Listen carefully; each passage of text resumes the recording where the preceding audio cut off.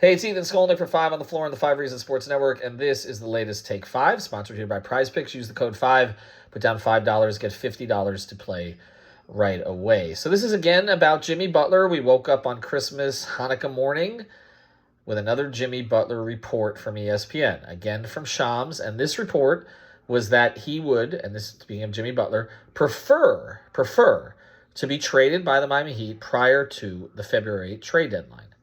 Now, this is an advancement of Shams' last story, which simply said that Jimmy would be open to going to certain teams, Phoenix being one of those teams, Dallas another of those teams, Houston another of those teams. So this is, again, on his side, an advancement of his previous reporting, which, if you remember, at the time, the agent for Jimmy Butler, Bernie Lee, vociferously shot down on Twitter, but Bernie was quiet on this one today. Okay, I'm going to go through this and what it means and what it doesn't mean, because I've been trying to report this from the only perspective that the national media is not covering, which is the Heat's perspective. Okay, so let's go through this story and sort of what Shams said, and again, how the Heat might react to it, okay, or how they will react to it, because I did have a chance to vet this story after Shams reported it. All right, the first part of this, again, is that Jimmy apparently would prefer to be traded, okay? The second part of this story, which Shams put in the second paragraph, but was not put in the tweets promoting this, was that Jimmy Butler has not made a formal trade deadline of the Miami Heat. And I can confirm that. He has not made a formal trade deadline. I checked that out right afterwards. There's been no such trade request. Now, players can get fined now in the new CBA for requesting trades publicly, but you're still allowed to request them privately. And I can tell you that when I ran it by the Miami Heat this morning, I was told news to us. Okay, so at least according to them, he has not made a formal trade request. Of course, if he wants to get traded, that would be the best way to go about doing it instead of what would otherwise be sort of a passive-aggressive way to approach this, right? Okay, so anyway, that is Shams' report. And again, I can tell you there has been no formal trade request. I keep saying there are three sides to this story, okay? There's what Jimmy Butler would want. There's what other teams might do to get Jimmy Butler. And then there's what the Heat would do in reaction to this, okay? And I've said all along that the first two parts really don't matter that much, all right? So let's go through the first part. First part is what Jimmy Butler wants. Now, look, if Jimmy Butler really wants out, he's going to stomp his feet or he's not going to play, then obviously that could become a huge distraction for the Heat. I don't think that's ultimately going to happen, though, because Jimmy Butler did that in Minnesota. It sullied his reputation. He has a lot of respect for the Heat organization. I know that, even if he may be frustrated with certain things. I know Pat Riley hasn't made him happy with some comments over the past few months. But again, I don't expect him to, again, pull a Minnesota Jimmy, okay, as people have been talking about. And what he wants ultimately really doesn't matter, as we've discussed, at this moment, because he's not a free agent. And he needs another team to step up with an offer that would convince the Heat to move off of their current position and move him prior to the deadline. So far, I do not see such an offer forthcoming. In fact, the Heat have not received an offer of any kind. I can tell you that as of this morning, okay, Christmas morning, they have not received an offer of any kind. So that's part two of this. It's just what other teams would be willing to do and what they can do. And that, of course, as we've discussed, depends on their cap space, okay, in the offseason.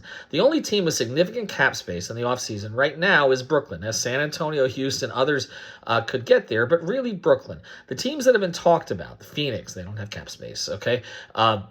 Golden State, they don't have cap space. They would need to make a trade for him right now, it appears, okay? And that requires the Heat to like what they're being offered more than they like the option of simply taking Jimmy into the offseason and figuring it out then.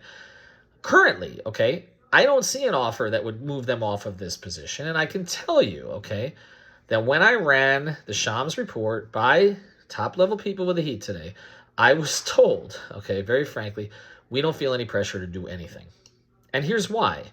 They feel that they can go into the offseason, okay, and either if Jimmy Butler opts out, there will be options at that point for the Heat. Okay, one is if Jimmy really is not going to accept a contract from the Heat, and again, the Heat are not inclined to give him the full contract extension he wants at the amount per year, which is the max, the Heat may be prepared, and I've been told that this is an option, they may be prepared to offer him an additional year, so say a 3-year deal, but at less per year, which gives them a little more flexibility. Jimmy may not decide to take that, but maybe if the market is not what he thinks it's going to be, maybe he would. Who knows, okay? So their position on this is take him to the offseason. If he opts out, again, we deal with it then. We sit down with him, try to bang out a longer contract at less per year, Or if he doesn't want that, perhaps we sign and trade him. Or, okay, because he may need our help to do that, to get as much money as he possibly can. Or the other option is we let him walk and we take the flexibility. Now, I know Heat fans are going to say, well, there's not going to be a lot of flexibility because there's nobody in free agency you can replace Jimmy Butler with. And that's true, but there is such a thing in the modern NBA and under the current CBA as flexibility under the second apron, which allows you the use of more vehicles going forward. And the Heat have been pressed up against this second apron, and it is limited their ability to do certain things during the Jimmy Butler era. So maybe they would be able to do more things if they didn't have $50-something million hanging over their head per year going forward. Okay? Again, I'm not taking an editorial position on their position on this particular video. We'll do that on 5 on the floor and on off the floor.